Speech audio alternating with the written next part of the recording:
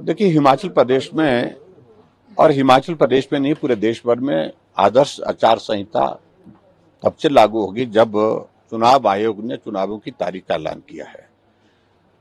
और स्वाभाविक रूप से उसके पश्चात चुनाव आयोग का ये जिम्मा बनता है कि जितनी भी सारी चीजें उसके काम करने के दायरे में आती हैं उनको वो कर रहे हैं।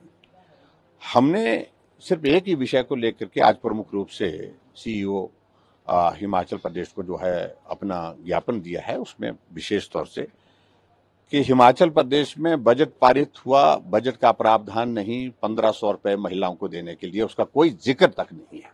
लेकिन फिर भी उसके बावजूद भी बजट पारित होने के बाद 5 दिन के बाद, बजट पारित होने के 5 दिन के बाद मुख्यमंत्री को अचानक ध्यान में आता है और प्रेस कॉन्फ्रेंस करते हैं और 5 मिनट की प्रेस कॉन्फ्रेंस में ये घोषणा करते हैं कि हिमाचल प्रदेश की सभी महिलाओं को 1500 रुपए अप्रैल के महीने से 1 अप्रैल के बाद मिलना शुरू हो जाएगा। और उस स्कीम का नाम भी उन्होंने रखा, इंदिरा गांधी जी का नाम भी जोड़ा, अपना नाम भी जोड़ा, उस सारी चीज को लेकर के उसमें मैं कोई ज्यादा नहीं कहना चाहता हूं।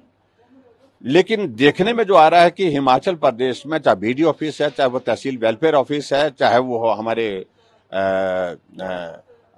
पंचायत लोकमित्र केंद्र हैं, पंचायत घर हैं, पंचायत के हमारे पंचायतें हैं, जो ग्राम पंचायतें हैं, उसमें बड़ी संख्या में कुछ लोग महिलाओं को गाड़ियों में ला करके लाइन में खड़ा करके फॉर्म भरे जा रहे हैं।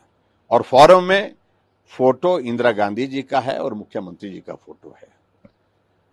और खास तौर से उस स्कीम के अंतर्गत जब आचार संहिता लग गई है, जब आपको मालूम है कि 1 अप्रैल से अब देना यह संभव नहीं है और आपको यह भी मालूम है कि बजट में प्रावधान उसके लिए नहीं किया है, ठीक उसी प्रकार से जो विधानसभा के चुनाव से पहले झूठ बोल करके फॉर्म भरे गए थे, गुमराह करने में ये कामयाब हो गए हमारी मातृशक्ति को, उस तरह से उसी तरह का प्रयास लोकसभा के चुनाव से पहले करने की कोशिश कर रहे हैं। तो आज हमने आग्रह किया है चुनाव आयोग से कि तुरंत प्रभाव से ये जो फॉर्म भरने की जो प्रक्रिया इन्होंने शुरू की हुई है, चलाई हुई है, इसको तुरंत बंद करना चाहिए और ये आदर्श आचार संहिता का उल्लंघन है। दूसरी बात हमने एक और भी कही है, हिमाचल प्रदेश में अभी भी प्रदेश सरकार की योजनाओं के बड़े बड़े होर्डिंग जिसमें मुख्यमंत्री बाकी मंत्रियों के फोटो लगे हुए हैं, उन सारी चीजों का मैं जिक्र करना चाहता हूं। मैं ये कहना चाहता हूं कि वो होने नहीं चाहिए। अब जब आचार संहिता लग गई वो हटना चाहिए। उल्टा क्या है कि राम मंदिर का फोटो लगा हुआ, कहीं होर्डिंग लगा, उनको उतार दिया गया, उनको फाड़ दिया गया। कहीं भगवान रामचंद्र जी का चित्र लगा हुआ, उनको निकाल दिया गया।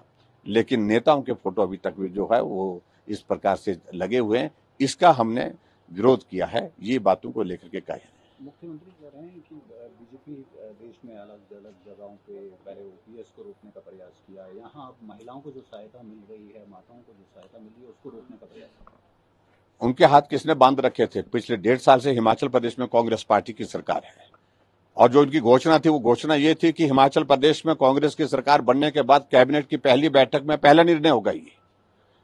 और 15 महीने हो गए हिमाचल प्रदेश में सरकार की और उसके बाद बजट पारित हुआ, बजट में उसमें प्रावधान नहीं है। बिना बजट प्रावधान के आप ये पैसा देने की बात कह रहे हैं कि 800 करोड़ रुपए इस पे खर्च होगा, 5 लाख महिलाओं को दिया जाएगा। इन सारी चीजों को लेकर विस्तार से बात करेंगे, लेकिन मेरा कहने का मतलब ये आदर्श आचार संहिता का उल्लंघन है।